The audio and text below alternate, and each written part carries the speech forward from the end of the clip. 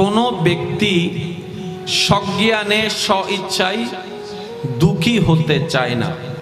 সবাই একটা জিনিস চায়, সেটার নাম সুখ, সেটার নাম শান্তি।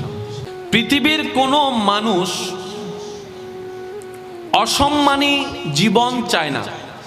সবাই চায় আপন আপন জায়গা থেকে একটু সম্মানে বাঁচে।